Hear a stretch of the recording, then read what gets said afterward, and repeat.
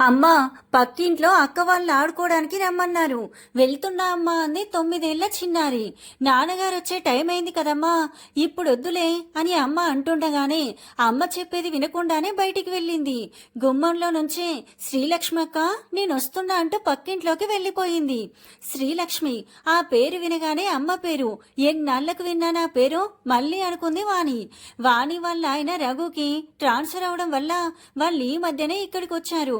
ఆఫీస్కి దగ్గరలో ఉండే ఇల్లు తీసుకున్నారు. వాణికి ఒక్కసారిగా అమ్మ అక్క గుర్తుకొచ్చారు. వీణ వాణి అక్క చెల్లెళ్ళు ఎంతో అల్లారి ముద్దుగా పెంచారు ఇద్దరిని వాళ్ళమ్మా నాన్నలు. నాన్న శంకరం గారు కూడా ఎంతో ముద్దుగా చూసేవారు ఇద్దరిని. ఏం కావాలన్నా వాళ్ళకున్నంతలో అంతా బానే చేసేవారు.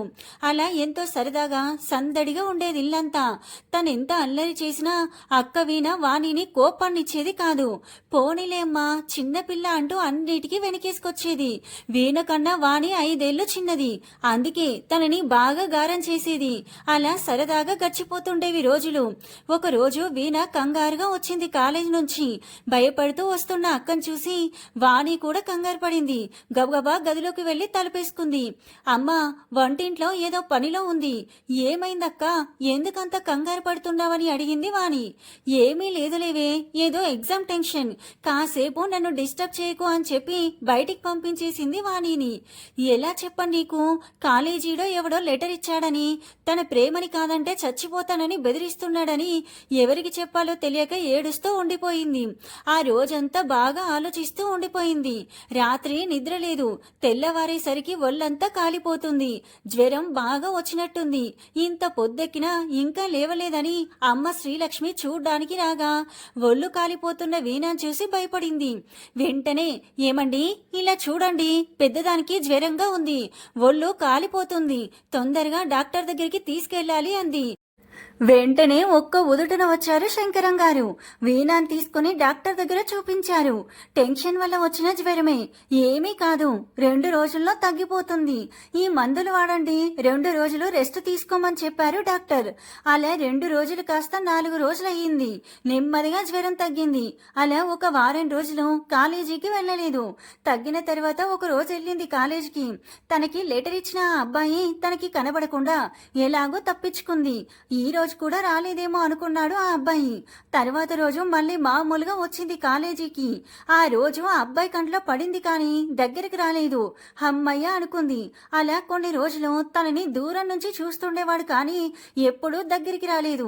కొన్ని రోజుల తర్వాత ఒక రోజు వచ్చి మాట్లాడాడు.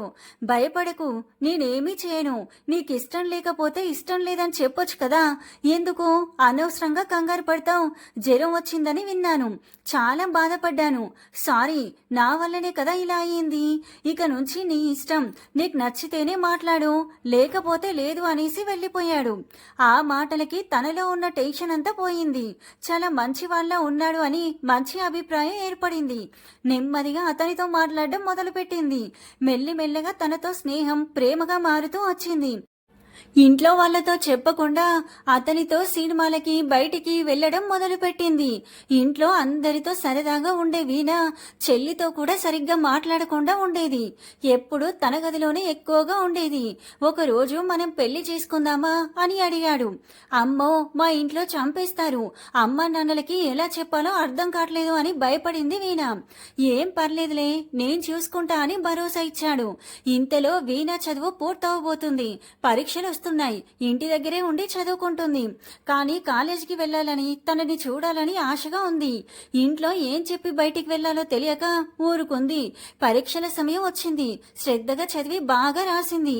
వీణ కాలేజీ చదువు పూర్తయిపోయింది. సెలవులు ఇచ్చేశారు. తనని రేపటి నుంచి చూడడం కుదరదు అని చాలా బాధపడింది. ఇంట్లో తెలిస్తే ఇంకేమన్నా ఉందా, అమ్మో ఇంట్లో వాళ్ళు ఏమంటారో, వాళ్ళకి ఎలా చెప్పాలో అదొక టెన్షన్. సెలవులు రాగానే చదువు పూర్తయిందని తెలిసి వీణాకి సంబంధాలు చూడడం మొదలు పెట్టారు శంకరం గారు. ఒకరోజు పురోహితుడిని పిలిచి తన కూతురు జాతకం ఇచ్చి తగిన వరుణ్ణి వెతకమని చెప్పి పంపించారు శంకరం గారు. ఆ విషయం వీణాకి తెలిసింది. అది తెలిసిన దగ్గర నుంచి తన మనసులో లేదు. ఏదో ఆందోళన, తెలియని భయం, ఏం చేయాలో ఏమీ పాలుపోవడం లేదు. ఇక ఎలా ఎలా అని ఆలోచి ఆలోచిస్తూ ఉండగా ఆ అబ్బాయికి చెప్పాలి, ఎలాగైనా తనని కలవాలి అని అనుకుంది. తరువాత రోజు ఫ్రెండ్ని కలవాలి అని ఇంట్లో చెప్పి వెళ్ళి తనని కలిసింది. జరిగిందంతా చెప్పి ఏమీ భయపడకు అని ధైర్యం చెప్పాడు. నీకేం, నువ్వు బానే ఉన్నావు, నాకు టెన్షన్తో నిద్ర పట్టట్లేదు, ఏం చేయాలో తెలియట్లేదు అంది. సరే, నీకు నా మీద భరోసా ఉందా అని అడిగాడు. అదేం ప్రశ్న, భరోసా లేకపోతే నిన్నెలా ఇష్టపడతాను అని అడిగింది. అయితే నాతో వచ్చేస్తావా అని వీణా చేతిని తన చేతుల్లోకి తీసుకొని అడిగాడు. వెంటనే చేయి వెనక్కి తీసేసుకుంది. ఏం భయమా అని అడిగాడు. అవును అంది. నేనుంటాగా అన్నాడు. మా నాన్నగారికి తెలిస్తే చంపేస్తారు. నేను చూసుకుంటాగా. నిజంగా వదిలిపెట్టరు, చంపేస్తారు. పోనీలే, ఇద్దరం కలిసి చనిపోదాం. అలా మాట్లాడకు. మరి ఇంకెలా మాట్లాడమంటావు? నేను చెప్పినట్టు చెయ్యి, నాతో వచ్చేయి. రేపు ఉదయం 5 గంటలకి బస్ స్టాప్లో ఎదురు చూస్తూ ఉంటా. నువ్వు వచ్చేయి, ఇద్దరం కలిసి ముందిక్కడి నుంచి ఎక్కడికైనా వెళ్ళిపోదాం. ఆ తర్వాత ఆలోచించుకోవచ్చు. అలాగే, సరే, జాగ్రత్త. మర్నాడు ఉదయం శ్రీలక్ష్మి ఎప్పట్లానే లేచి పనులు చేసుకుంటుంది. ఏంటి ఈ రోజు ఇంకా లేవలేదు పెద్దది అనుకుంటూ, వీణా ఏమైందే ఇంకా లేవలేదు? రేపు పెళ్ళయ్యాక ఇలా లేటుగా లేస్తే నిన్ను కాదు మీ అమ్మ ఇలాగే పెంచిందా అని నన్ను అంటారు అని అరుస్తూ తన గదిలోకొచ్చి చూసింది. అక్కడ వీణా లేకపోయేసరికి లేచిందేమో అని ఇల్లంతా చూసింది. ఎక్కడా లేదు. కంగారు పడి ఏమండి అంటూ శంకరం గారిని లేపింది.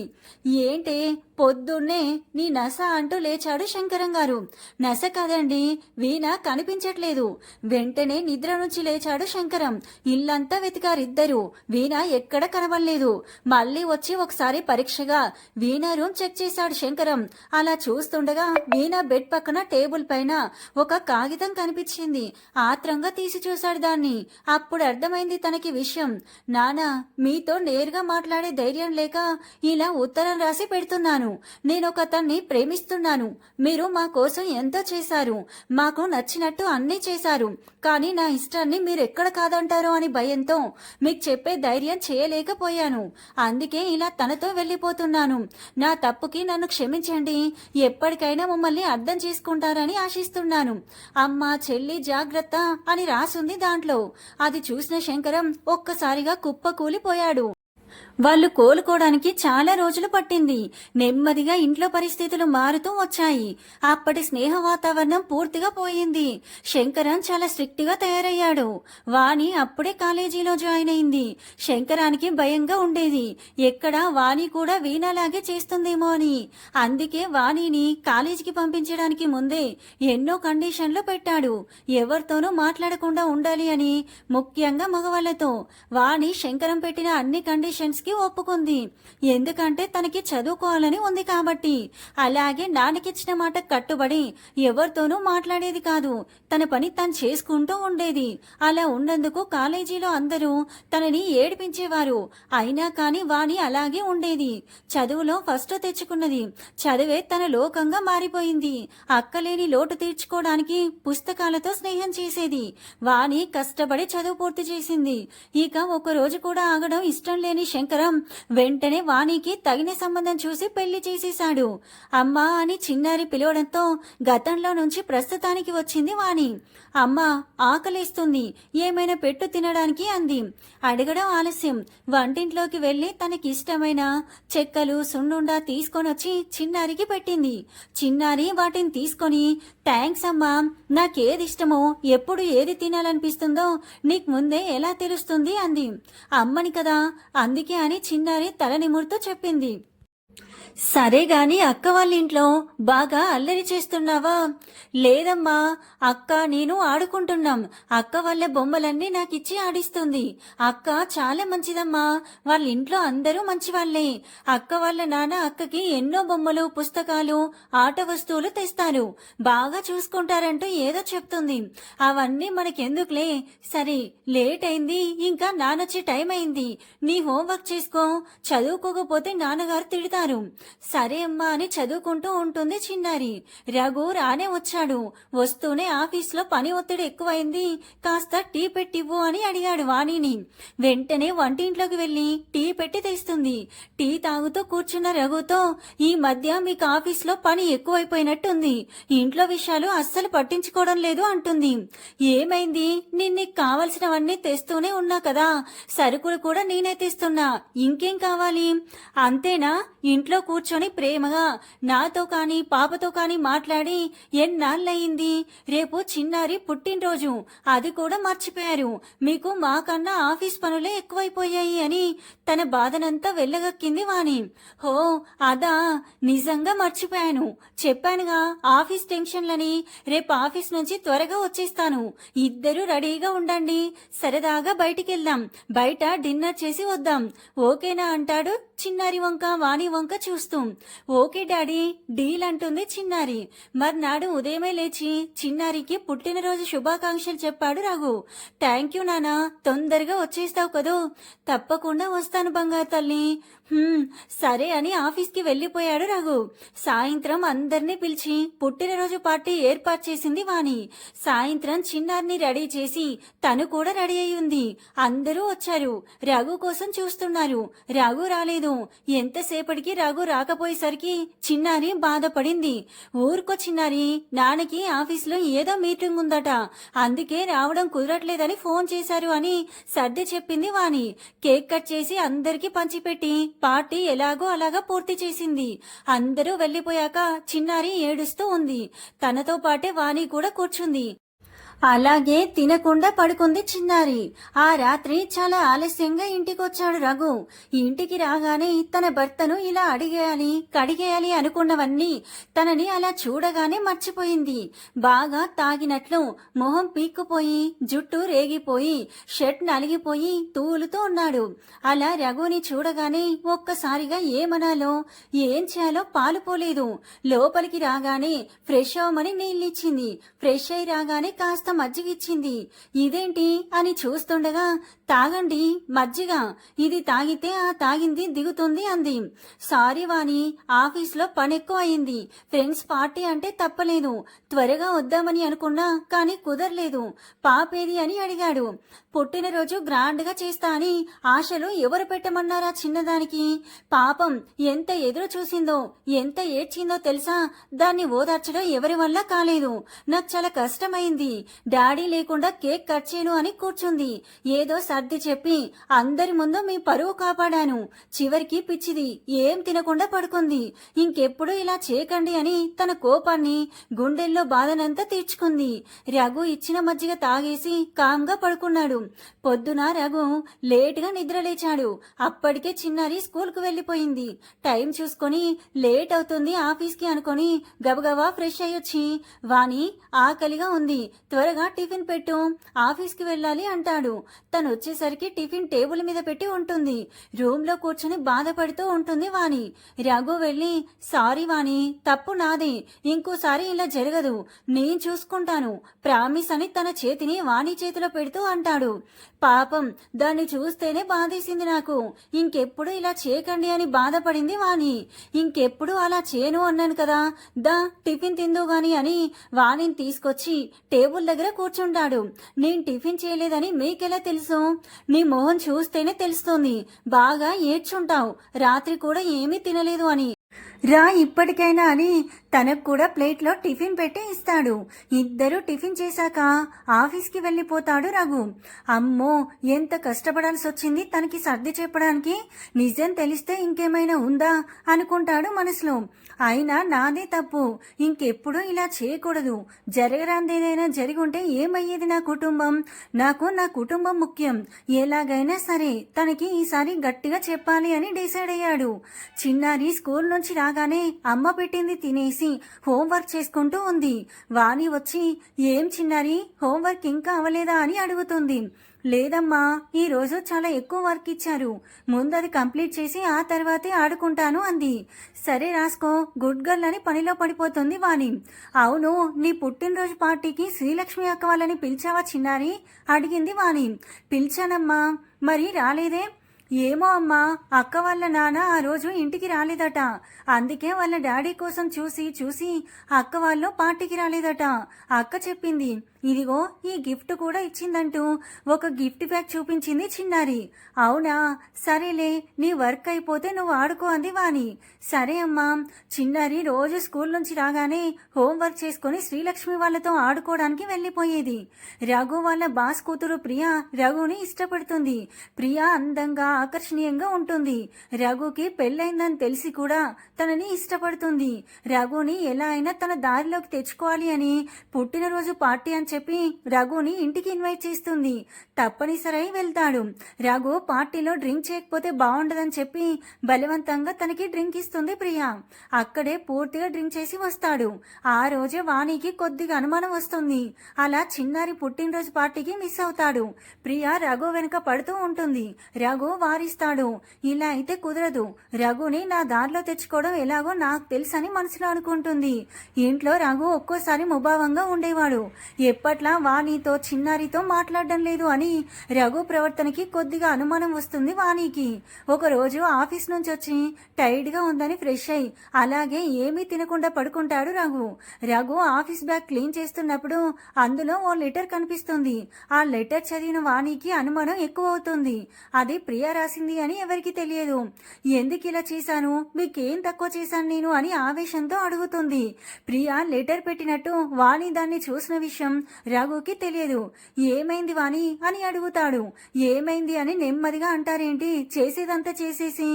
నేనేం చేశాను వాణి, అర్థం లేకుండా మాట్లాడకు. నిన్ను పాపని బాగానే చూసుకుంటున్నాను కదా. హా, బాగా చూసుకుంటున్నారు. మేం నచ్చలేదా మీకు? ఇంకా బోర్ కొట్టేశానా నేను? ఎందుకు ఇలా చేస్తున్నారు? ఏం మాట్లాడుతున్నావు నువ్వు? అర్థం కావట్లేదు నాకేమి. ఇదిగో చూడండి లెటర్, మీకే అర్థమవుతుంది అని తన బ్యాగ్లో నుంచి తీసిన లెటర్ ఇస్తుంది. అది చూసి రఘు షాక్ అవుతాడు. వాణి బయటికి వెళ్ళిపోతుంది. బయటికి వెళ్ళిన వాణుని పక్కింట్లో ఎవరో పిలిచినట్టు అనిపించి అటు చూస్తుంది. పక్కింట్లో వాళ్ళ అమ్మాయి శ్రీలక్ష్మి కనిపిస్తుంది. ఆంటీ, ఎక్కడికైనా వెళ్తున్నారా అని అడిగింది. లేదమ్మా, ఊరికే అలా బయటికొచ్చా. చిన్నారి ఇక్కడే ఉంది, లోపలికి రండి ఆంటీ. అలా పిలిచేసరికి ఒకసారి చూద్దాంలే అనుకుని లోపలికి వెళ్ళింది. ఇంట్లో ఎవరూ లేరా అని అడిగింది. లేరాంటీ, నానొచ్చే టైం అయింది. తమ్ముడు ట్యూషన్కి వెళ్ళాడు. అమ్మ లేదా? మీ అమ్మగారు ఏం చేస్తారు? ఆ ప్రశ్నకి శ్రీలక్ష్మి కన్నీరు కారుస్తూ ఉండిపోయింది. ఏమైందమ్మా? అదిగో ఆంటీ మా అమ్మ అని గోడ మీదున్న ఫోటో చూపిస్తుంది. ఆ ఫోటో చూసిన వాణి ఒక్కసారిగా కుప్ప కూలిపోతుంది. ఆంటీ, ఏమైంది ఆంటీ అంటూ గట్టిగా తనని పట్టుకుని కుదిపేస్తుంది శ్రీలక్ష్మి. అప్పుడు తేరుకొని లేచి మళ్ళీ ఆ ఫోటో చూపించి అడుగుతుంది. తను మా అమ్మ, మా నాన్న అంటుంది శ్రీలక్ష్మి. నాకు మా అమ్మమ్మ పేరు పెట్టారు. మా అమ్మకి వాళ్ళమ్మ అంటే చాలా ఇష్టమట. కానీ వాళ్ళు ఎలా ఉన్నారో ఎక్కడున్నారో మరి. వాళ్ళెప్పుడూ మీ దగ్గరికి రాలేదా? లేదాంటీ, మా అమ్మ నాన్నని వాళ్ళకి చెప్పకుండా పెళ్లి చేసుకుందట. అందుకని వాళ్ళెప్పుడూ మా ఇంటికి రారు. మేము వాళ్ళ ఇంటికి వెళ్ళలేదు. ఈలోగా శ్రీలక్ష్మి వాళ్ళ నాన్న రాజారాం వస్తాడు. తనను చూసిన వాణి లేచి కంగారుగా నిల్చుంటుంది. ఎక్కడో చూసినట్టుంది అనుకుంటుంది. ఏమ్మా వాణి, ఎలా ఉన్నావు? అంతా బాగున్నారా? అమ్మ నాన్న ఎలా ఉన్నారు అని పలకరిస్తారు రాజారాం. మీకు నేనెలా తెలుసు? మా అమ్మ నాన్న తెలుసా మీకు? నాకు నువ్వు బాగా తెలుసు. మీ అమ్మ నాన్నల్ని చూశాను. అప్పుడు గుర్తొస్తుంది వాళ్ళ అక్కతో పాటు రాజారాంని చూసినట్టు. హో, ఈయనైనా మా అక్కను తీసుకెళ్లి మరీ పెళ్లి చేసుకుంది. మరి అక్కకేమైంది అనుకుని మనసులో ఆలోచిస్తూ ఉంటుంది. విషయం అర్థమైన రాజారాం, నీకు నేను అన్ని వివరంగా చెప్తాను, కూర్చో ఇలా అని కూర్చోబెట్టి చెప్పడం మొదలు పెడతాడు. మీ అక్క నేను ప్రేమించి పెళ్లి చేసుకున్నాం. కానీ చాలా రోజులు పట్టింది తనకి సర్ది చెప్పడానికి. ఏడుస్తూనే ఉండేది, చాలా బాధపడేది వాళ్ళమ్మ నాన్నలకి చెప్పకుండా వచ్చేసినందుకు. కానీ కొన్నాళ్ళకి నెమ్మదిగా మర్చిపోయింది. కాలం ఎంతటి గాయాన్నైనా మార్పుతుంది అంటారు కదా, అలా ఇదిగో ఇది తన కడుపులో పడింది. అప్పటి నుంచి బిడ్డ కోసమే ఆలోచించడం మొదలుపెట్టింది. తను పుట్టిన తర్వాత మాకంతా బాగుంది. అందుకే తనకి వాళ్ళమ్మ, అదే మీ అమ్మ పేరు పెట్టుకుంది. కాదనలేదు నేను. నన్ను శ్రీలక్ష్మిని ఎంతో ప్రేమగా చూసుకునేది. ఎప్పుడూ ఏ లోటు చేయలేదు. కొన్నాళ్ళకి వంశీ పుట్టాడు. అంత బాగుంది. మా కుటుంబంతో సంతోషంగా ఉన్నామందరం అనుకున్నా. కొన్నాళ్ల తర్వాత నాకు ఆఫీస్లో వర్క్ టెన్షన్ ఎక్కువైంది. ప్రమోషన్ రావడంతో డ్యూటీ ఎక్కువ చేయాల్సి వచ్చేది. ఇంట్లో ఉన్న తనని పిల్లల్ని పట్టించుకోవట్లేదని బాధపడేది. ఏమైందో ఏమో తెలియదు. ఒకరోజు తను శవమై తేలింది. ఊర్లో అందరూ చెరువులో పడి ఉన్న నా భార్య శవాన్ని తీసుకొచ్చారు. నాకు కాళ్ళు చేతులు ఆడలేదు. ఏం చేయాలో తోచలేదు. ఏడుస్తూనే ఉన్నాను. పాపం 2 పసిపిల్లలు. ఆ పిల్లల గురించి అయినా ఆలోచించలేదా తల్లి అని అందరూ అనుకుంటూ ఉంటే ఏంటో అనుకున్నాను. ఇప్పుడు నీకు తృప్తిగా ఉందా? ఇంత అందమైన భార్య ఉండగా నీకు ఇంకొకరు కావాలా? నీకోసం ఇల్లు వదిలి వచ్చినందుకు ఇదేనా నువ్వు తనకిచ్చే గౌరవం మర్యాద అంటూ పక్కింటి ఆవిడ నన్ను ఎడపెడ చివాట్లు పెట్టింది. అసలు ఏం జరిగిందో అప్పటికి గాని నాకు అర్థం కాలేదు. మా ఇద్దరికి తరచూ చిన్న చిన్న గొడవలు అవుతూ ఉండేవి. ఆఫీస్ నుంచి నేరుగా ఇంటికి రావడం లేదని, ఎక్కడికో వెళ్తున్నానని వీణ అనుకునేది. ఎప్పుడూ అదే బాధ అందరికీ చెప్పుకొని ఉంటుంది. ఏం చేయాలో తెలియక నన్నేమీ అనలేక తనని తానే మోసం చేసుకొని నిజం తెలుసుకోకుండా ఇలా నన్ను పిల్లల్ని అన్యాయం చేసి వెళ్ళిపోయింది. నాకు ఏ శిక్ష వేసినా పర్లేదు, కానీ పసిపిల్లలు, వాళ్ళ బాధ ఎవరికి చెప్పుకోగలరు? తెలిసి తెలియని వయసు. వాళ్ళని అలా వదిలేసి వెళ్ళినందుకు నాకు వీణ మీద చాలా కోపం వచ్చింది. నెమ్మదిగా మరో పెళ్లి చేసుకోమని బంధువులు నాకు నచ్చజెప్పాలని చూశారు. ఎన్నో ప్రయత్నాలు చేశారు, కానీ ఎవరి వల్ల కాలేదు. ఇదిగో ఇలా వాళ్ళని పెంచుతూ వస్తున్నా. శ్రీలక్ష్మి మీ అమ్మగారి పేరు పెట్టినందుకు నాకు తల్లిలా దగ్గరుండి అన్నీ చూస్తుంది, చేస్తుంది. ఇలాంటి బిడ్డల్నిచ్చినందుకు ఆ దేవుడికి నేనెప్పటికీ రుణపడి ఉంటాను అని జరిగిందంతా చెప్పుకొచ్చాడు రాజారాం. అంటే అప్పుడు అర్థమైంది, తన అక్క చేసిన పొరపాటు తను కూడా తన అక్కలాగే చేస్తుందా? తనది కూడా పొరపాటు మాత్రమేనా? నిజమేమిటో తెలుసుకోవాలి అని అనుకుంది. ఈలోగా ఇంట్లో రూమ్లో ఒంటరిగా కూర్చొని ఇలా జరిగిందేమిటి? నేను అనుకున్నదేంటి అయ్యిందేంటి? ఎంత జాగ్రత్తగా చూసుకోవాలి అనుకున్నాను. నా కుటుంబం నాకు ముఖ్యం అనుకున్నాను. వాణి నన్ను అనుమానిస్తుంది. ఇప్పుడు తనకి ఎలా నిజం చెప్పాలి? అయినా ఆ ప్రియ ఇంత పని చేస్తుంది అనుకోలేదు. చెప్తా ఇప్పుడే తన పని అని ప్రియా దగ్గరికి వెళ్తాడు. ప్రియా, ఎందుకు ఇలా చేశావు? నేను నీకు చాలాసార్లు చెప్పాను నాకు ఆల్రెడీ పెళ్ళైపోయింది అని. అయినా వెంట పడుతూ ఇలా చేయడం మంచిది కాదు. నా భార్య పిల్లలే నాకు ప్రపంచం. వాళ్ళకేమైనా అయితే నేను సహించను. జాగ్రత్త అని హెచ్చరిస్తాడు. ఆ మాటలకి ఎవరో గట్టిగా అరుస్తున్నారు అనుకొని ప్రియా తండ్రి రఘు కంపెనీ ఓనర్ అయిన పార్థసారథి కిందికొస్తాడు. తండ్రి రావడం గమనిస్తోంది ప్రియా. సంగతర్థమైన ప్రియా రూట్ మార్చేస్తుంది. ప్లీజ్ ప్లీజ్ నన్నేమి చేయొద్దు. డాడీ ఇంట్లోనే ఉన్నారు. పిలుస్తాను, అరుస్తాను, మీకే నష్టమా తర్వాత అంటూ రఘుని ముందుకు నెట్టి తను వెనక్కొస్తుంది. పార్థసారథి వస్తూనే ఏం జరిగింది తల్లి అంటాడు. పార్థసారథిని చూడగానే కంగారు పడతాడు రఘు. ఎంతైనా బాస్ కదా, బాస్ కూతుర్ని తను అర్చానని బాధపడతాడు. కానీ అక్కడ జరిగేది వేరు. డాడీ చూడండి, ఈయన నాతో మిస్బిహేవ్ చేస్తున్నాడు.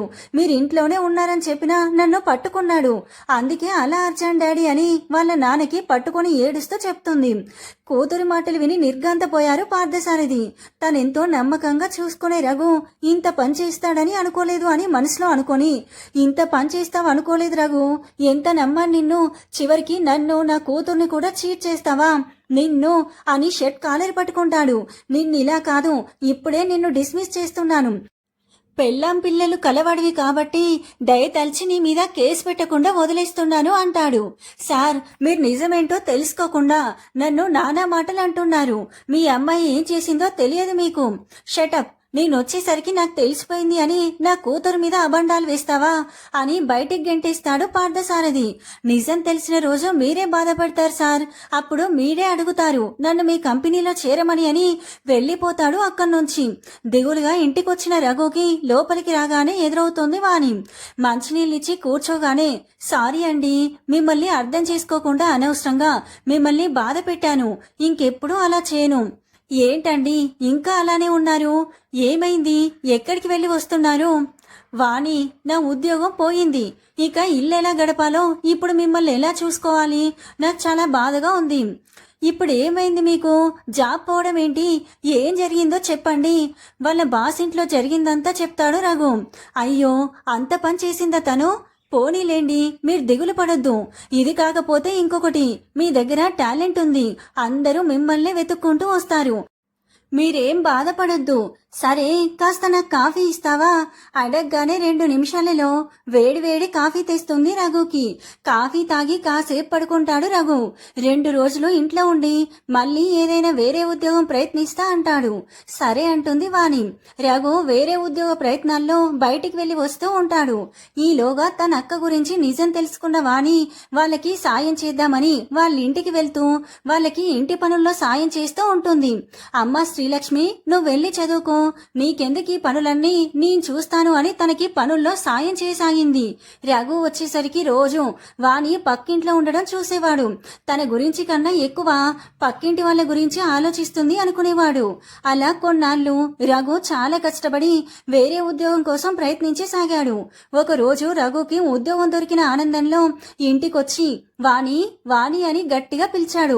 అబ్బా, ఏంటండి అంత గట్టిగా అరుస్తున్నారు అంటూ పక్కింట్లో నుంచి వచ్చింది వాణి. అలా పక్కింట్లో నుంచి వచ్చిన వాణిని చూసి తన మూడంతా పాడైపోయింది. ఏం లేదు, కాస్త ఇలా వస్తావా? ఎప్పుడు చూసినా పక్కింట్లోనే ఉంటున్నావు. అసలు మనకి ఒక విల్లుందని మర్చిపోయావా అని గట్టిగా అరిచాడు. దాంతో ఏం చెప్పాలో తెలియని వాణి మాట్లాడకుండా ఉండిపోయింది. చెప్పు, అలా మౌనంగా ఉండిపోతే ఎలా? ఇంట్లో కన్నా ఎక్కువ అక్కడే ఉంటున్నావు. ఈ మధ్య నాకు ఉద్యోగం పోయినప్పటి నుంచి చూస్తున్నా. ఇదే వరుస. ఏంటి, నేనింకా సంపాదించలేను అనుకున్నావా? అలా మాట్లాడకండి, మీరు అపార్థం చేసుకుంటున్నారు. అసలు వాళ్ళెవరో తెలిస్తే మీరిలా మాట్లాడరు. నాకు అక్కుందని తెలుసు కదా. తను ఎక్కడుందో ఎలా ఉందో ఎవరికీ తెలియదు. తను మమ్మల్ని కాదని ఎవరినో పెళ్లి చేసుకుని వెళ్ళిపోయింది అని నాన్నగారు తన మీద కోపంతో నాకు కూడా తొందరగా పెళ్లి చేసేశారు అని తన అక్క గురించి చెప్పి, ఈ రాజారాం గారు మా బావగారు, శ్రీలక్ష్మి ఎవరో కాదు, నా అక్క కూతురు, వంశీ నా అక్క కొడుకు అని చెప్పింది. వాణి చెప్పింది విన్న రఘు షాక్ అయ్యాడు. షాక్లో నుంచి తేరుకొని, ఏంటి నిజమా? అంటే మీ అక్క అని ఆగిపోయాడు. ఆగిపోయారెందుకు? అవును, మా అక్క ఇంట్లో చెప్పకుండా పెళ్లి చేసుకున్నది రాజారాం గారిని. రాజారాం గారిని కూడా మా అక్క నాలాగే అనుమానించి నిజం తెలుసుకోకుండా తను చనిపోయి పిచ్చి పని చేసింది. వాళ్ళందరినీ అన్యాయం చేసి వెళ్ళిపోయింది. జరిగింది తెలుసుకున్న తర్వాతే నేను కూడా మిమ్మల్ని అర్థం చేసుకోగలిగాను. ఇంకా చెప్పాలంటే మీకు ఉద్యోగం దొరకడం లేదని మీరు దిగులుగా ఉండడం చూసి తట్టుకోలేక నేనే ఆయనకు చెప్పి ఏదైనా సహాయం చేయమని అడిగాను. ఆయన వల్లనే మీకు ఉద్యోగం ఇంత తొందరగా దొరికింది.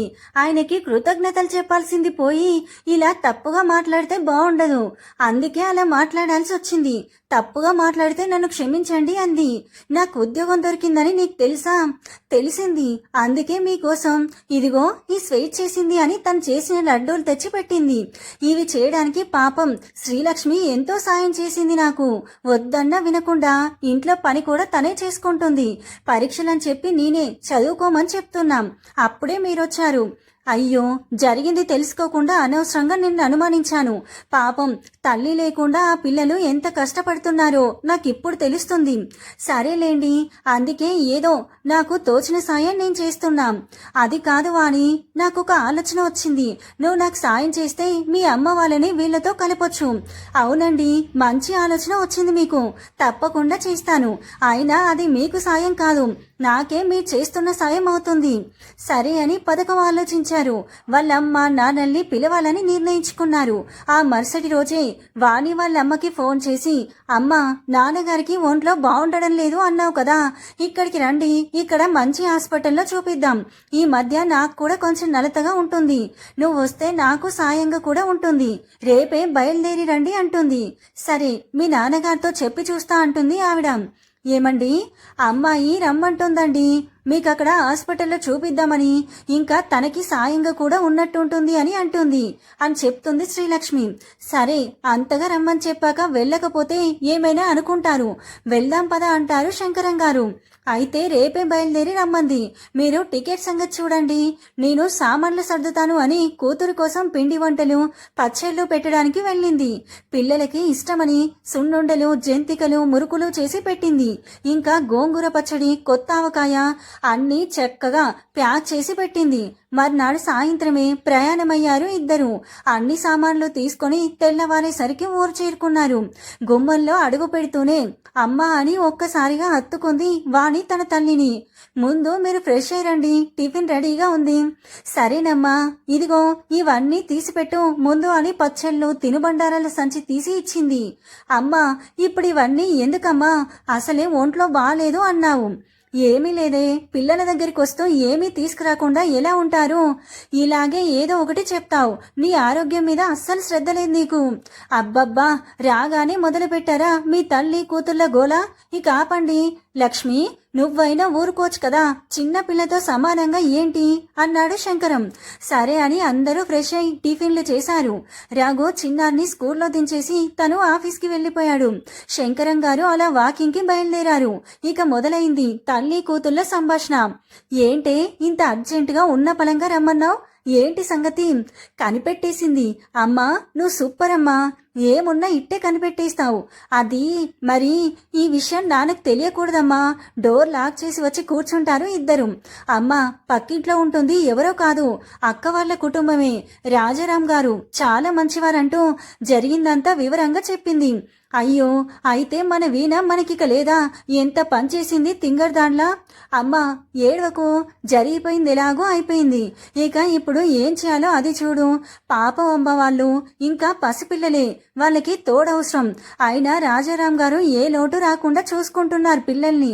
కానీ వాళ్ళకిప్పుడు మీ తోడుంటే బాగుంటుందని నేను మా వారు ప్లాన్ చేసి మిమ్మల్ని పిలిపించాం. నువ్వే ఏదో ఒకటి చేసి వాళ్ళ మీద నాన్నకి కోపం పోయేలా చేయాలి. మీ ఇద్దరిని ఎలా అయినా కలపాలమ్మా. ఏంటే నువ్వు చెప్పేది? మీ నాన్నకు చెప్పకుండా ఒప్పించడమా?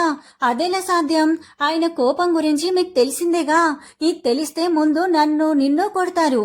అలా ఏం కాదులే అమ్మా, నేనున్నా కదా. సరే, సాయంత్రం నాన్నగారు బయటికి వెళ్ళాక మనం అక్క పిల్లల్ని కలుద్దాం. తలుపు కొడుతున్నారు నాన్న, వచ్చినట్టున్నారు. అమ్మా, ఇంకా ఆ టాపిక్ ఇప్పుడు వదిలే, నేను డోర్ తీస్తాను. ఏంటమ్మా, డోర్ వేసుకొని మరి కూర్చున్నారు? ఇద్దరు ఏం రహస్యాలు మాట్లాడుకుంటున్నారు? అదేం లేదు నానా, ఈ మధ్య డెంగ్యూ బాగా వస్తుంది, అందుకే దోమలు లోపలికి రాకుండా డోర్ వేశాను అంతే. కూతురు సమాధానానికి ఆశ్చర్యంగా చూసింది శ్రీలక్ష్మి. భోజనాలు చేసి కాసేపు అలా కూర్చొని మాట్లాడుకొని పడుకున్నారు. సాయంత్రం, నానా రండి, దగ్గరలో వాకింగ్ పార్క్ ఉంది, మిమ్మల్ని అక్కడికి తీసుకెళ్తాను. పెద్దవాళ్ళు కూడా చాలా మంది వస్తారు, మీకు రోజు కాలక్షేపం కూడా అవుతుంది. సరే పదమ్మా అంటూ కూతురు వెంట వెళ్లారు. తండ్రిని పార్కులో వదిలిపెట్టి, నానా మీరిక్కడే ఉండండి, అమ్మింట్లో ఒక్కతే ఉంది కదా, కాసేపు అయ్యాక వచ్చేయండి అని ఇంటికి వెళ్తుంది. ఇంటికి రాగానే, అమ్మా పద, అక్క వాళ్ళ ఇంటికి వెళ్దామని రాజారాం ఇంటికి వెళ్తారు. ఇద్దరు లోపలికి రాగానే శ్రీలక్ష్మి ఆంటీ అంటూ వాణి దగ్గరికి వస్తుంది. అమ్మా, తనే శ్రీలక్ష్మి, నా అక్క కూతురు. అదిగో అబ్బాయి వంశీ. వెంటనే వాళ్ళిద్దరిని దగ్గరికి తీసుకొని, నేను మీ అమ్మమ్మన్ తల్లి అని మనవరాలు నుదుటిపై ముద్దు పెట్టుకుంటుంది శ్రీలక్ష్మి. ఏంటి అమ్మమ్మనా? అవును లక్ష్మి, తను మీ అమ్మమ్మ, నేను మీ పిన్నిని. అవునా అని ఆనందంతో గెంతులు వేస్తారు పిల్లలిద్దరూ. నా నీరు వంశీ, వచ్చే టైం అయింది, వస్తూ ఉంటారు. ఈలోపు రాజారాం రానే వచ్చాడు. ఇంట్లోకి రాగానే వాణిని వాళ్ళమ్మని చూసి ఆగిపోతారు. అక్కడే ఆగిపోయారెందుకు? రండి లోపలికి. అమ్మా, క్షమించండమ్మా, మీ అమ్మాయిని మీ నుంచి దూరం చేశాను, తప్పు చేశాను అని ఆలస్యంగా తెలుసుకున్నాను. కానీ అప్పటికే తను మమ్మల్ని అందరినీ వదిలిపెట్టి వెళ్ళిపోయింది. బాధపడకండి, ఇందులో మీ తప్పు ఏమీ లేదు. మీ మావయ్య గారు పంతానికి పోయి ఇలా నా కూతుర్ని చూసుకోవడానికి లేకుండా పోయింది. మామయ్య గారు అన్న ఆవిడ మాటకి రాజారాం గారు చాలా సంతోషించారు, ఎందుకంటే వాళ్ళని యాక్సెప్ట్ చేసినందుకు. త్వరలోనే మీ మావయ్య గారు కూడా మీతో కలుస్తారు. బాధపడకండి, మీకు మేము అందరం ఉన్నాం, పిల్లలకి ఏ లోటు రాకుండా చూసుకుంటాం. చాలా సంతోషం అత్తయ్య గారు అని ఆనందించాడు రాజారాం. సరే బాబు, ఆయన వచ్చే టైం అయింది, మేం వెళ్ళి మళ్ళీ వస్తాం. మీ మావయ్య మారే వరకు మనకి దూరం తప్పదు అని పిల్లల్ని దగ్గరికి తీసుకొని రోజు వచ్చి చూస్తూ ఉంటాం, జాగ్రత్తగా ఉండండి అని ఇంటికి వెళ్ళిపోయారు. అమ్మ నాన్నని ఎలాగైనా తొందరగా ఒప్పించాలమ్మా. అవును వాణి, పాపం పిల్లలు ఎంత కష్టపడుతున్నారో, రాజారాం గారు ఎంత ఇబ్బంది పడుతున్నారో పిల్లలతో. ఈలోగా రఘు వచ్చాడు ఆఫీస్ నుంచి. వాణి మొహంలో ఆనందం చూసి, ఏంటి వాణి అంత సంతోషంగా ఉన్నారు? ఇద్దరు వాళ్ళని చూసి వచ్చారా ఏంటి అని అడిగాడు రఘు. అవునండి, అమ్మ ఈరోజు శ్రీలక్ష్మి వాళ్ళని కలిసింది. అంతేకాకుండా వాళ్ళకి మేమెవరో కూడా చెప్పేశాను. ఎంత సంతోషంగా ఉందో చెప్పలేను. అలాగే త్వరలో నాన్నకు కూడా తెలియాలి, కానీ ఎలా అని ఆలోచిస్తున్నాం. ఏం చేస్తే బాగుంటుందంటారు అని అడిగింది రఘుని. ఒక పని చేయండి, నెమ్మదిగా వాళ్ళతో పరిచయం పెరిగేలా చేయండి. ఆయన మనసులో మీ అక్క గురించి ఏమనుకుంటున్నారో తెలుసుకోండి. అప్పుడే వాళ్ళకి దగ్గరయ్యేలా ఏదో ఒక ఉపాయం ఆలోచించవచ్చు. అవును బాబు, మంచి సలహా ఇచ్చారు. ఆయన మనసులో ఇప్పటికీ ఏముందో బయటపడడు. ఎలాగో అలాగా మనమే తెలుసుకోవాలి. అప్పుడే వాళ్ళని దగ్గర చేయొచ్చు. మర్నాడు రఘు ఆఫీస్కి వెళ్ళిపోయాక అనుకున్నట్టుగానే శ్రీలక్ష్మిని, వంశీని ఇంటికి తీసుకొచ్చారు. చిన్నారితో పాటు వాళ్ళు కూడా తాత తాత అంటూ శంకరంతో బానే ఆడుతున్నారు. శంకరం కూడా సొంత మనవలలాగే వాళ్ళని ఆడించారు. నెమ్మదిగా ఆ పిల్లలకి దగ్గరవడం మొదలైంది. తక్కువ సమయంలోనే పిల్లలతో కలిసిపోయారు. ఎవరమ్మా ఈ పిల్లలు ఇంత చక్కగా అందరిలో కలిసిపోయారు, బాగా దగ్గరైపోయారు? వాళ్ళ అమ్మేది కనబడరే? ఎంత చక్కగా పెంచారు పిల్లల్ని అని అడుగుతాడు వాణిని. పక్కింటి వాళ్ళ పిల్లలు నానా, వాళ్ళ అమ్మ లేదు, చనిపోయింది. వాళ్ళ నాన్న ఒక్కరే ఈ పిల్లలిద్దరిని పెంచుతున్నారు అంది వాణి. అయ్యో అవునా, వీణా పెళ్లి నా చేతుల మీదుగా చేసి ఉంటే ఇంత పిల్లలే ఉండేవాళ్ళనుకుంటా కదా లక్ష్మి అన్నాడు శంకరం. అవునండి అంది లక్ష్మి. ఇదే అనువైన సమయం అని వీణా గురించి తండ్రిని అడిగింది వాణి. నానా, అక్క గురించి బాధపడుతున్నారా? తను వెళ్ళిపోయింది అని బాధగా ఉందా, లేక మీ మాట విననందుకు కోపంగా ఉందా నానా? అన్నాళ్ళు అల్లారు ముద్దుగా పెంచుకున్న కూతురు సడన్ గా అలా ఎవరినో ప్రేమించి వెళ్ళిపోతే ఏ తండ్రికి బాధ ఉండదు? పెళ్లి కుదిర్చిన తరువాత తన ప్రేమ గురించి చెప్పకుండా తన సొంత నిర్ణయం తను తీసుకుని తల్లిదండ్రులు వద్దు అని వెళ్ళిపోతే ఏ తల్లిదండ్రులకు మాత్రం కోపం రాకుండా ఉంటుంది? నాకు అలాగే అనిపించింది మొదట్లో. అదే సమయంలో నిన్ను కూడా చాలా బాధ పెట్టాను. కానీ నువ్వు నా మాట కాదనలేక నేను చెప్పినట్టే విన్నావు. నీ జీవితం బాగోలేదా? పిల్లల మంచి చెడులు తల్లిదండ్రుల కన్నా ఎక్కువ ఎవరు ఆలోచిస్తారు? ఆ మాత్రం ఆలోచించకుండా తల్లిదండ్రులు వద్దు అనుకుని వెళ్ళిపోయే వాళ్ళకి ఏం చెప్పాలి, ఏమనాలి? కానీ ఇప్పుడు తలుచుకుంటే బాధగా ఉంటుంది. నా పరువు కోసం తన జీవితాన్ని పణంగా పెట్టాను. నా మర్యాద కోసం తనని దూరం చేసుకున్నాను. కానీ ఏం సాధించాను? అదెలా ఉందో ఎక్కడుందో కూడా తెలుసుకునే ప్రయత్నం చేయలేదు. ఏం చెప్పి తనని ఇంటికి తీసుకురావాలి అని తెలియదు.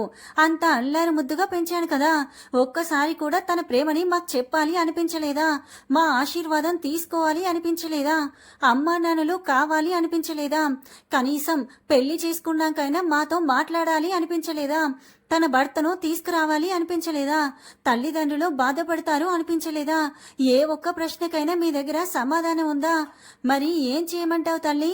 ఇన్నాళ్లుగా తను మనతో లేదు అన్న బాధని నా మనసులోనే దాచుకున్నాను.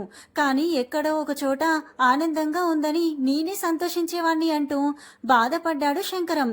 నానా ప్లీజ్ బాధపడకండి, అక్క ఎక్కడున్నా ఎప్పుడూ మనతోనే ఉంటుంది. ఏంటమ్మా నువ్వు మాట్లాడేది? ఎక్కడున్నా మనతోనే ఉండడం ఏంటి? నానా అది చెప్పు తల్లి, అక్కకి ఏమైంది, ఎక్కడుంది? శ్రీలక్ష్మి లోపలికి వెళ్లి వాళ్ళింట్లో గోడకు తగిలించి ఉన్న ఫోటోని తీసుకొచ్చి శంకరం ఎదురుగా పెట్టి, ఇదిగో తాతయ్య అంటుంది. అది వాళ్ళ ఫ్యామిలీ ఫోటో. అది చూడగానే షాక్ అవుతాడు శంకరం. అంటే వీణ ఇంకా మనకు లేదండి. పాపం ఈ పసిపిల్లలని ఒంటరి చేసి మనకే కాదు ఈ ప్రపంచానికే దూరంగా వెళ్లిపోయింది. కృంగిపోతాడు శంకరం ఆ మాటకి. అయ్యో నా వల్లే ఇదంతా జరిగింది. నా పంతం కారణంగానే కన్న కూతుర్ని కూడా దూరం చేసుకున్నాను. ఇప్పుడు ఈ లోకంలోనే లేకుండా పోయింది. భగవంతుడా, నాకు తగిన శిక్ష వేశావు. కానీ ఈ పసిపిల్లల్ని కూడా ఎందుకు తల్లి నుంచి దూరం చేశావు అని బాధపడతాడు. మళ్ళీ ఒకసారి ఆ ఫోటో పరీక్షగా చూసి, అయితే ఈ ఫోటోలో ఉన్నది అంటూ రాజారాం వైపు చూపిస్తాడు. మా నాన్న తాతయ్య అంది శ్రీలక్ష్మి. అయ్యో అవునా, చాలా మంచి మనిషి. ఈయననే నా కూతురు ఇష్టపడి చేసుకుంది. అనవసరంగా తెలియక నా కూతుర్ని బాధ పెట్టి అందరినీ బాధ పెట్టాను, దూరం పెట్టాను అంటాడు. అంటే నాన్న మీకు రాజారాం గారు ముందే తెలుసా అడిగింది వాణి. తెలుసమ్మా, ఇప్పుడు కాదు ఎప్పుడో తెలుసు. అసలు ఇతన్నే నేను ప్రేమించింది నాన్న అని నా కూతురు ఒక్కసారి నాకు చెప్పుంటే అప్పుడే నా చేతుల మీదుగా వాళ్ళ పెళ్లి చేసేవాణ్ణి. అతను కాలేజీలో చదువుకుంటూ ప్రైవేట్లో చెప్పుకుంటూ తన ఒంటరి తల్లికి సాయపడుతున్నాడని అప్పుడే తెలిసిందమ్మా నాకు. కాకపోతే ఎవరో ఏంటో తెలియదు, మన వాళ్ళు కాదు అన్న చిన్న కారణంతో అతన్ని పట్టించుకోలేదు. అప్పుడే నాకు నిజం తెలిసి ఉంటే బాగుండేది, ఇప్పటి పరిస్థితి వచ్చేది కాదు మనందరికీ అని తనకి తెలిసిన విషయాన్ని చెప్తాడు శంకరం. ఈలోగా రాజారాం అక్కడికి వస్తాడు. రాజారాంని చూడగానే అలా ఉండిపోతాడు శంకరం. మనసులో ఆ రోజు జరిగింది గుర్తు చేసుకుంటాడు. అంతేకాకుండా మీకు తెలియాల్సింది ఇంకొకటి కూడా ఉంది అంటాడు. ఒక రోజు సాయంత్రం వాకింగ్ కి వెళ్లిన శంకరం కళ్ళు తిరిగినట్టయి ఒళ్ళంతా చెమటలు పట్టి ఛాతిలో నొప్పిగా అనిపించి గుండె పట్టుకొని పడిపోతాడు. ఈలోపు అటు నుంచి వస్తున్న రాజారాం శంకరం గారిని చూసి హాస్పిటల్ కి తీసుకెళ్తాడు. మంచి సమయానికి తీసుకొచ్చారు. కొంచెం లేట్ అయి ఉంటే పేషెంట్ ప్రాణాలకే ప్రమాదమై ఉండేది. మైల్డ్ గా స్ట్రోక్ వచ్చింది. మీకు పేషెంట్ ఏమవుతారు అడిగింది నర్స్. మావయ్య అవుతారు. ఫార్మాలిటీస్ పూర్తి చేసి వెళ్ళండి. ఓకే డాక్టర్, మావయ్యకి ఇప్పుడు పర్లేదు కదా, హీ ఈజ్ ఫైన్, మీరు ఇంటికి తీసుకెళ్లొచ్చు. కానీ ఎటువంటి ఉద్రేకం కలిగించే విషయాలు ఆయనకి చెప్పొద్దు. ఆరోగ్యం జాగ్రత్త. ధన్యవాదాలు డాక్టర్. మందులు తీసుకొని శంకరాన్ని ఇంట్లో దింపుతాడు రాజారాం. ఆ సమయానికి వాణి వాళ్ళు ఎవరూ ఇంట్లో లేరు. మీరు జాగ్రత్తగా ఉండండి అంకుల్ అని చెప్పి వెళ్ళబోతాడు. ఆగు బాబు, చాలా థ్యాంక్స్ బాబు, సమయానికి దేవుళ్ళ వచ్చి నన్ను కాపాడావు. నీ రుణం ఎలా తీర్చుకోవాలి? అవును బాబు, నిన్నెక్కడో చూశాను. నీ పేరేంటి? అది నా పేరు రాజారాం అండి. మీ ఊర్లోనే ఉండేవాణ్ణి. పిల్లలకి ట్యూషన్లు చెప్పుకుంటూ ఉండేవాణ్ణి. అప్పుడొకసారి మీ అమ్మాయికి ప్రైవేట్ చెప్పడం గురించి నన్ను అడిగారు, గుర్తుందా అండి అన్నాడు రాజారాం. అవును బాబు, మీరే కదూ. బాగున్నావా బాబు, ఎక్కడుంటున్నారు అని అడిగాడు శంకరం. ఇక్కడే పక్కనే ఉంటున్నానండి అన్నాడు రాజారాం. ఈలోగా వాణి శ్రీలక్ష్మి వాళ్ళు రావడంతో వెళ్లిపోయాడు రాజారాం. ఏంటండి ఆయనొచ్చాడు అడిగింది శ్రీలక్ష్మి. ఏమీ లేదు, ఊరికే అలా వాకింగ్ కి వెళ్ళొస్తుంటే అతను కనిపించాడు అంతే అన్నాడు శంకరం. ఆ రోజు జరిగిన సంఘటన గుర్తొచ్చి బాధపడతాడు శంకరం. ఆ విషయాన్ని అందరికీ చెప్తాడు. మీరు కంగారు పడతారని ఆ విషయం నేనే మీకు చెప్పలేదు. ఆ రోజు ఈయన కనుక లేకుంటే నా ప్రాణాలు దక్కేవి కావు అని జరిగింది చెప్పాడు. అయ్యో అవునా, ఇప్పుడు ఎలా ఉందండి? అసలు మాకు ఈ విషయం చెప్పనే లేదేంటండి అని అడిగింది శ్రీలక్ష్మి. అవును నానా, మాతో చెప్పాల్సింది కదా అంది వాణి. ఇప్పుడు అంతా బానే ఉంది, చెప్పానుగా, మీరు ఇలా కంగారు పడతారని మీకు చెప్పలేదు. బాబు ఇలా రండి, మీకే రకంగా కృతజ్ఞత చెప్పాలో నాకు తెలియట్లేదు అన్నాడు శంకరం. అయ్యో అలా అనకండి మావయ్య, నేనే మీకు క్షమాపణ చెప్పాలి. మీరెంతో ముద్దుగా పెంచుకున్న మీ అమ్మాయిని మీ నుంచి దూరం చేశాను. మీరు తనపై పెంచుకున్న ప్రేమని మీకు కాకుండా చేశాను. తన చావుకి బాధ్యుణ్ణి నేనే. మిమ్మల్ని వదిలి వచ్చినందుకు వీణ ఎంతలా కుమిలిపోయేదో నాకు మాత్రమే తెలుసు. అలాంటి అమ్మాయిని తీసుకొచ్చినందుకు నేనే చాలా బాధపడ్డాను. వీణ మాత్రం నేనే సర్వస్వం అనుకుంది. మాలోనే మిమ్మల్ని చూసుకొని మురిసిపోయేది. కానీ ఆ విషయం నేను గ్రహించే లోపు తను నాకు దూరం అయిపోయింది. వీణ ఎందుకంత పిచ్చిదానిలా చేసిందో అర్థం కావట్లేదు నాకు. తను అనుకున్నట్లు నేనేమీ తనకి అన్యాయం చేయలేదు అని తను తెలుసుకొని ఉంటే బాగుండేది. ఏదేమైనా ఇదంతా నా వల్లే, నన్ను క్షమించండి అని ప్రాధేయపడ్డాడు. బాధపడకండి అల్లుడు గారు, మీకు ఇప్పుడు మేమున్నాం. మా తప్పుకి మేం ప్రాయశ్చిత్తం చేసుకుంటాం. భార్య పోయిన కొన్నాళ్లకే వేరే పెళ్లి చేసుకునే వాళ్ళు ఉన్నారు. కానీ మీరు మాత్రం ఇన్నాళ్ళైనా ఇంకా తననే గుర్తు చేసుకుంటూ పిల్లలకి తల్లి తండ్రి అన్ని మీరే అయి చూసుకుంటున్నారు. ఎంత గొప్పవాళ్ళు మీరు. ఈ పిల్లలు కూడా చాలా అదృష్టవంతులు. ఇక మీదట పిల్లల్ని మేం చూసుకుంటామన్నాడు శంకరం గారు. ఆ మాటకి ఆనందించాడు రాజారాం గారు. ఇక ఆ పిల్లలకి తల్లి లేని లోటు ఉండదు అనుకున్నారు అందరూ. అదే సమయానికి అక్కడికి వచ్చిన రఘు అందర్నీ అలా చూసి, అమ్మయ్య, అయితే అందరూ కలిసిపోయారన్నమాట అన్నాడు. అంటే బాబు మీకు ముందే తెలుసా ఈ విషయం అని అడిగారు శంకరం గారు. క్షమించండి మావయ్య, మాకు ఈ మధ్యనే తెలిసింది. ఒక చిన్న అనుమానం కుటుంబాన్ని చిన్న భిన్నం చేస్తుంది. అది నేను కూడా ఇప్పుడిప్పుడే తెలుసుకున్నాను. మీ పెద్దమ్మాయి ఎవరిని ప్రేమించిందో తెలియక మీరు దూరం పెట్టారు. తన భర్త సరిగ్గా లేడని అనుమానంతో ఆవిడ మనందరికీ దూరం అయిపోయింది. నేను కూడా అలాగే ఉండేవాణ్ణి ఆఫీస్ విషయాలలో. కానీ నా మీద అనుమానపడిన వాణి అసలు అసలు జరిగిందేమిటో తెలుసుకోవాలి అనుకుంది. కానీ నేను వాని పక్కింట్లో ఎక్కువగా ఉండడం చూసి నా భార్యనే అనుమానించాను. అప్పుడే తెలిసింది నాకు ఈ విషయం. అందుకే మిమ్మల్ని పిల్లలకి దగ్గర చేయాలనే తాపత్రయంతో నేను వాణి మిమ్మల్ని ఇక్కడికి పిలిచాం. అది జరిగింది అన్నాడు రఘు. పోనీలేండి, మంచి పని చేశారు. నిజమే, ఒక అనుమానం జీవితాన్ని నాశనం చేస్తుంది. కానీ మీరు జాగ్రత్తగా ఆలోచించి మీ జీవితాన్ని సుఖమయం చేసుకున్నారు. అందుకే అంటారు అనుమానం పెనుభూతమని. కానీ మీరు దాన్ని ఎదిరించారు. చాలా సంతోషంగా ఉంది మిమ్మల్ని చూస్తుంటే అన్నాడు శంకరం గారు. అయితే ఇక నుంచి మావయ్య గారు మీరు కూడా ఇక్కడే ఉండి పిల్లల్ని చూసుకోండి. నాకు కూడా తల్లిదండ్రులు లేరు కాబట్టి మీరే మాకు పెద్దవాళ్ళు అన్నాడు రఘు. మీకు భారం ఎందుకు బాబు, వద్దు అన్నాడు శంకరం. ఏమీ కాదు మావయ్య, మాకు పిల్లలకి కూడా తోడుగా ఉన్నట్టు ఉంటుంది. కాదనకండి, ఇద్దరు అల్లుళ్ళు ఒకేసారి అన్నారు. సరే బాబు, మీరు ఇంతగా చెప్తున్నారు కాబట్టి ఒప్పుకుంటున్నా. మాకు మాత్రం మా మనవలు మనవరాళ్లతో కలిసి ఉండాలని ఉండదా అన్నారు శంకరం. నవ్వుకున్నారు అందరూ. సమాప్తం.